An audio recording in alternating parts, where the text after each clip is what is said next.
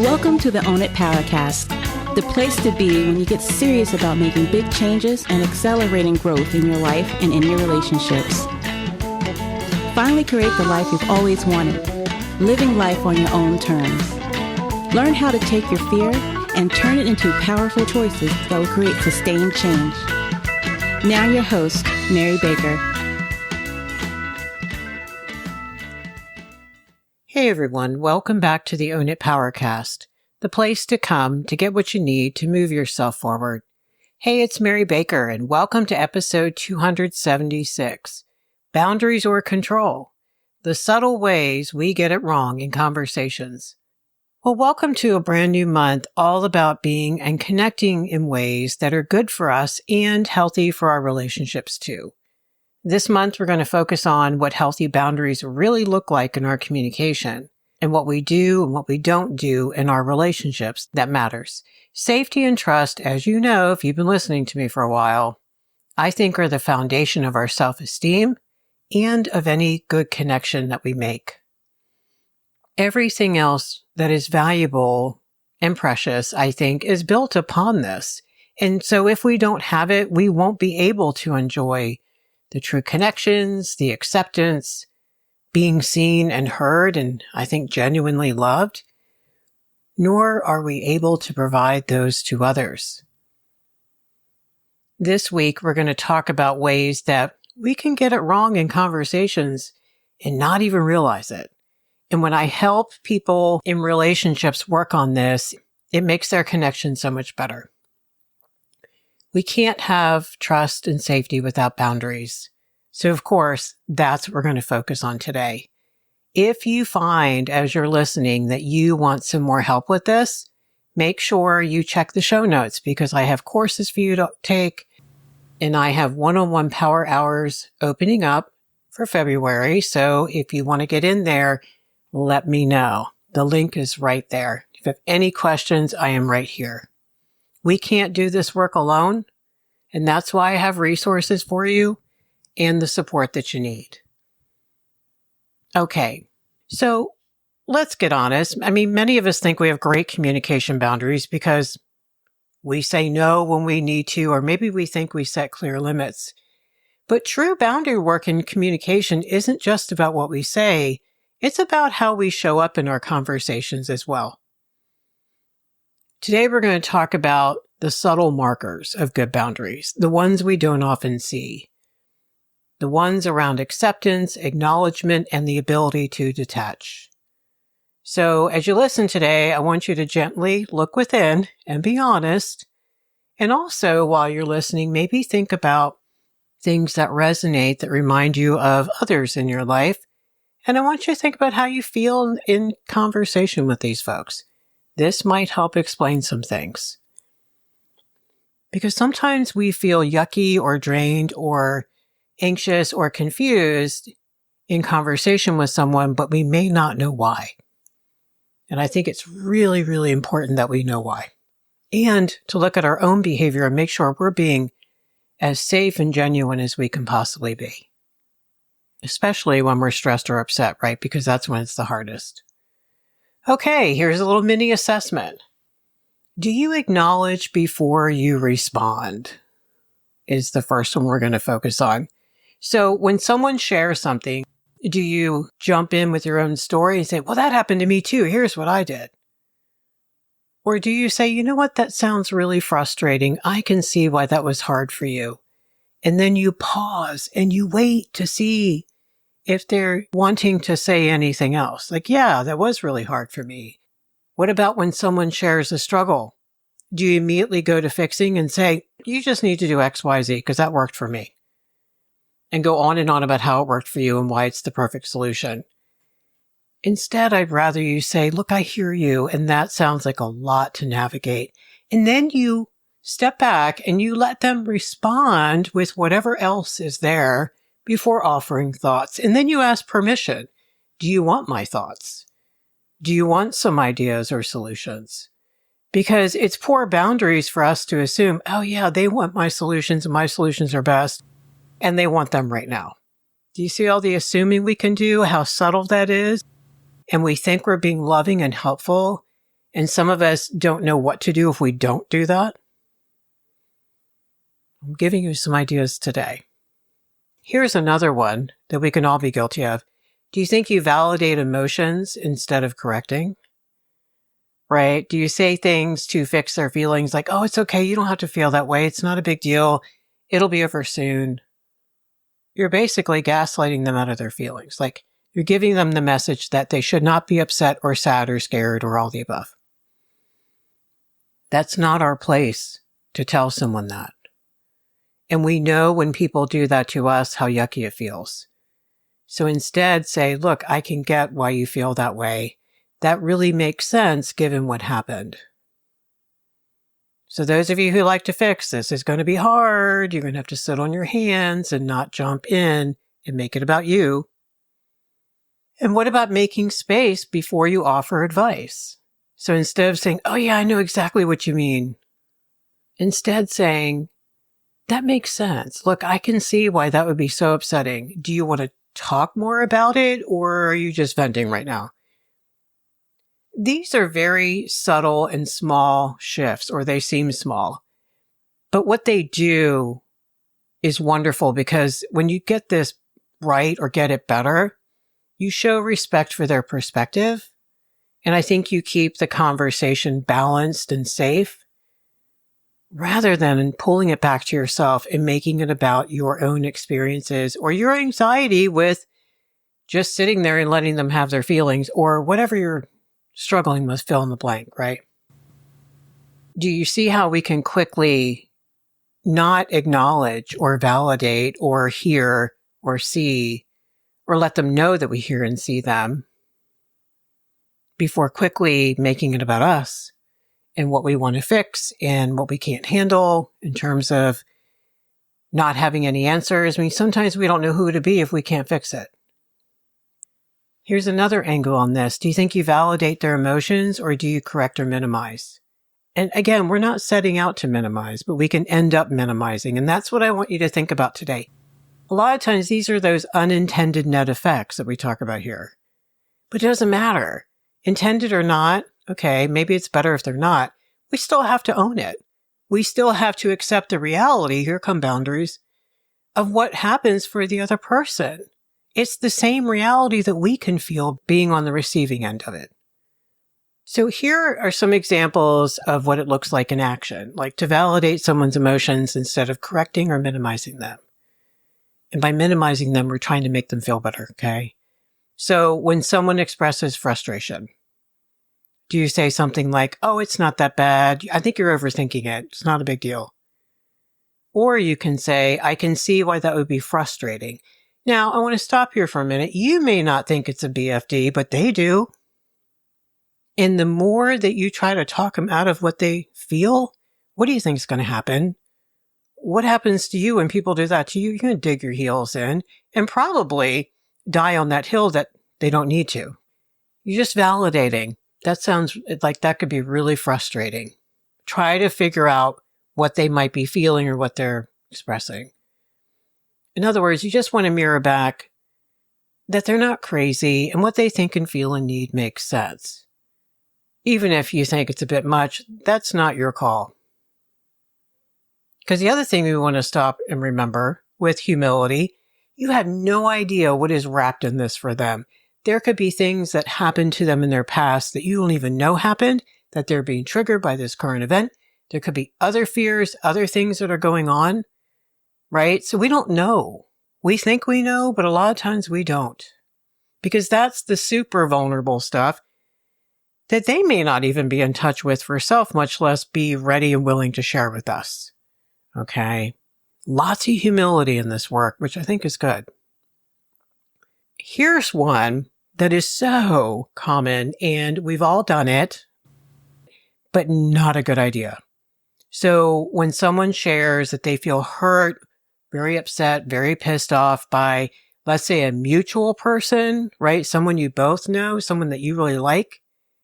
And so what do? You say, oh, I'm sure they didn't mean it that way. What are you doing with that? You're telling them they're wrong for what they feel. Instead, you can say, and you just keep the focus on the person in front of you and say, that must have really hurt to hear, and I'm so sorry that happened. You are stopping it there. You're not going on and say, yeah, that person's a real jerk, or I don't think they did that, or you're not doing anything with it, because guess what? It's not yours. This is their experience. Remember, detachment, just because they doesn't mean you. Now, separately, you might have your own feelings about this situation, because this might be a revelation of behavior you're not sure about. It could be a terrible lie that the person in front of you is doing. It could be a million different things. You have your own feelings and fears. This is not the time. This is not the time to get into it. You got to figure that out later. Sometimes you do nothing till you have more information. What about when someone says they're so overwhelmed? Do you say, look, you just need to relax. It's not that big of a deal. Calm down. Oh my God. The worst phrase on the planet, right? Instead, what about empathy and saying, wow, that sounds like a lot to carry. No wonder you're feeling this way. Remember, we're just validating and mirroring back. We're not fixing it for them. That's their job. Here's one that's classic when someone's really nervous about something important or something that is coming up for them. You say, oh, you'll be fine. You'll do great. Don't worry about it. That is so dismissive and invalidating. You're dismissing how they feel right now in this moment. Instead, you can say, look, I get why you're feeling that way. It makes sense to be nervous about this. And then you tell them why. You're nervous about that college application being accepted. You're nervous about getting that job. You're nervous about losing this job. Now, after you validate, you could then follow up in a few moments with, I think you're going to be okay. Like, own it, right? I think you're going to be okay because A, B, and C. Maybe what you know, maybe what you are predicting, maybe what intuitively you feel okay with. You're like, you really think it's going to work out. Own it. Don't put it on them. Don't say they should feel differently or think differently. You're asking them in that statement to think and feel differently. Like, feel okay and don't worry. Like, no. What about when someone shares they're disappointed? Here's one. And the knee-jerk reactions that they get from the rest of us. Because we immediately say, well, it is what it is, or, oh, well, you'll get over it. Keep it moving. Life's not fair. It's very, very minimizing. You're well-meaning because you have to own your part. You don't want them to, let's say, give up, be hopeless, be suicidal, hate life, withdraw from life, not be happy tomorrow. These wonderful things that you want for them and things that you are trying to prevent them from having, doing, being, feeling. That's about you and your anxiety. Again, do you see the boundary work here? What belongs to you versus what belongs to them? Instead, you say, I hear you. That must be really disappointing after how much effort you put in. So the good responses here help the other person feel heard and understood rather than dismissed or fixed. Now remember, there's a million different ways that this could play out. I'm giving you some examples, but I don't want you just to keep it to these. I want you to really dig and think about what your conversations this month have looked like. Not with judgment, just with interest, and say, look at that. Whether it's your behavior or someone doing it to you.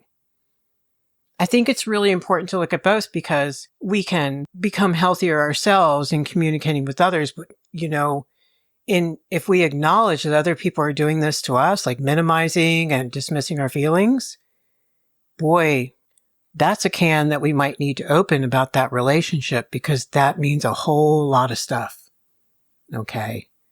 And it's not a very safe place to be, unfortunately, even if they love us to pieces. Okay, so let's continue with the concept of detachment. Let's talk about something even harder than detaching from what someone is thinking or feeling, and that is someone's choices. Can you truly allow others to have their choices? A huge part, I think, of having good boundaries is learning, and it's a process, and it takes time, and it's a messy process, but learning to allow others to be in charge of themselves. You've heard me talk about this here before. What they think, what they feel, what they do, their choices, and the outcomes of their choices. That's where we get hung up, right? Of course, because the stakes could be very high. You're afraid they're going to make a really big mistake. Or you want them to choose what you want them to choose, even if you're right, even if you want the best for them, which I'm sure you do, it doesn't matter. We have to allow others to be in charge of themselves. If not, we don't have good boundaries with this person, no matter how much we say we do and how much we say we're in the right for caring, all the things. One of the biggest markers of strong communication boundaries is the ability to allow others to own their own feelings, their own choices, and their outcomes without stepping in to control, fix, or carry their emotional load.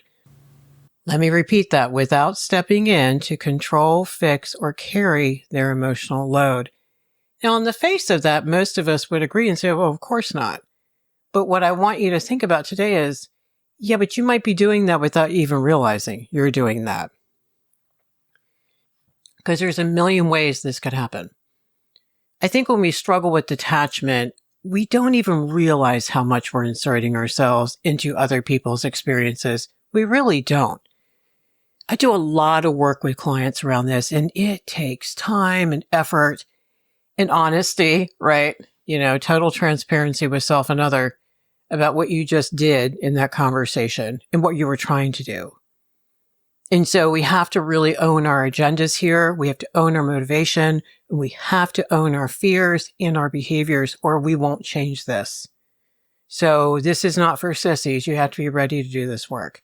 Usually, we're better at doing this work once we set some healthy boundaries for ourselves, once we feel safe enough within our own skin that our shame sponge isn't so saturated where we can actually look at stuff and really change it. So it all depends on where you are on that continuum.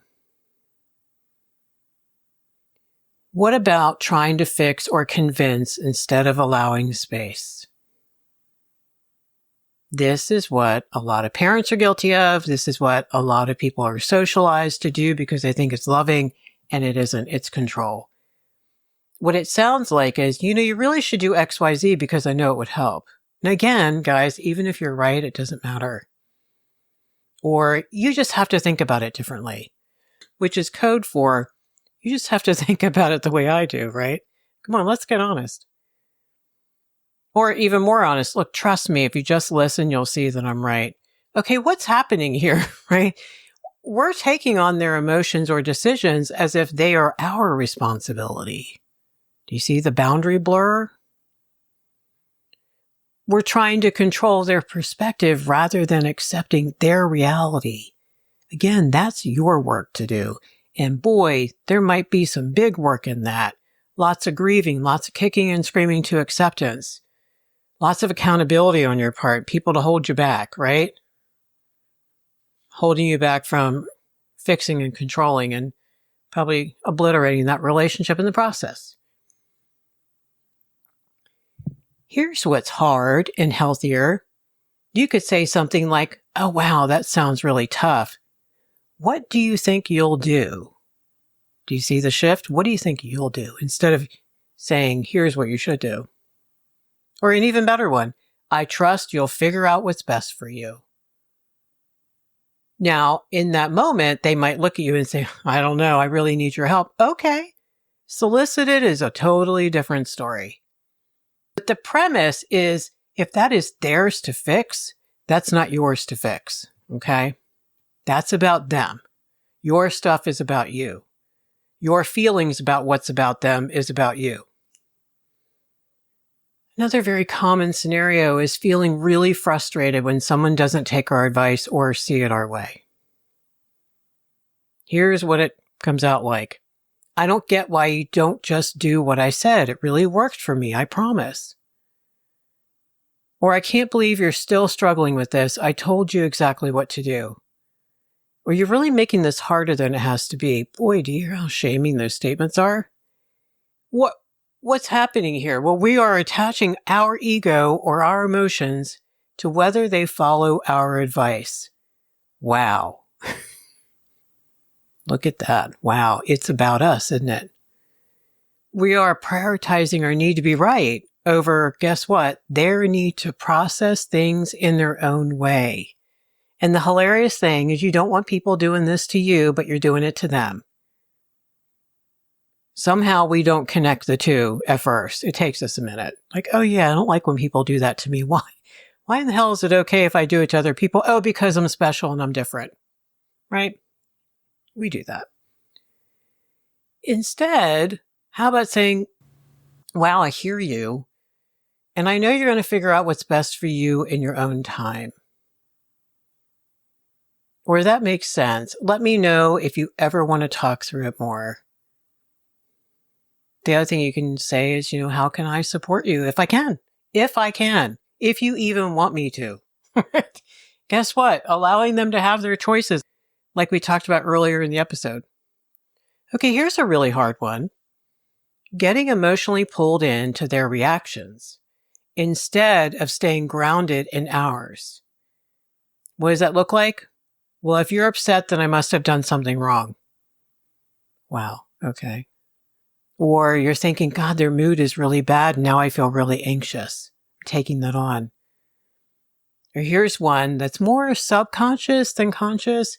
I can't let them be mad at me. I have to fix this. And what do we end up doing? Backpedaling, people pleasing, caving, right? Or trying to fix their feelings to make them feel better because we can't handle it. We're absorbing their emotional state is what's happening, instead of holding space for our own separately. We're taking responsibility for how they feel, instead of letting them sit in it and own it, not to be punishing, to allow them to sit in it and own it and figure out what they want to do. We're not practicing healthy detachment if we're blurring those boundaries, okay? And we have to stop here for a moment and say, why do I want to do this and why is this for their highest good? Well, because when's the last time you had to sit in something and you were pissed at people that you sit in it, but wasn't it life-changing?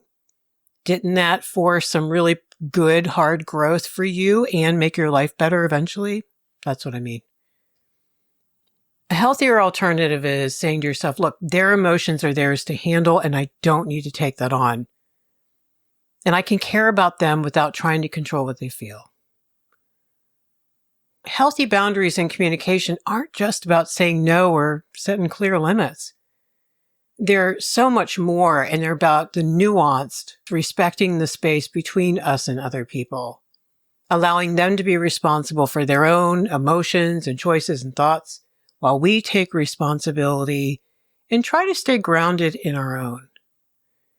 And it's all about detachment. I was talking to a client the other day. We were talking about how detachment is so magical and so damn hard. It's both. And it is something that you have to get up every morning and work on it again and work on it again and again and again.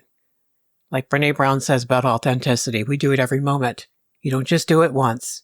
You have to keep doing it. Detachment is so misunderstood. And I just want to refresh us a little bit so we know how to move forward and do this healthier. Detachment doesn't mean we don't care. It means that we can stay present and supportive without taking on their stuff. Just think about it. It's really hard to show up for somebody if you're already a mess because of what they're feeling. Okay, we can't be helpful. And healthy detachment helps you respect the boundary between what's yours and what's theirs. And to learn how to deeply care about someone without controlling their feelings and their choices or their outcomes. You have to be able to feel your own feelings, which maybe that's where the work is, right? And if you need help working on that, let me know. I help people with this all the time. When we detach, we let go of the need to fix, convince, or change someone. Instead of forcing a solution, we try to create space for them to process things in their own way. And guess what? That's the only way real change is going to happen, and you know deep down that is true.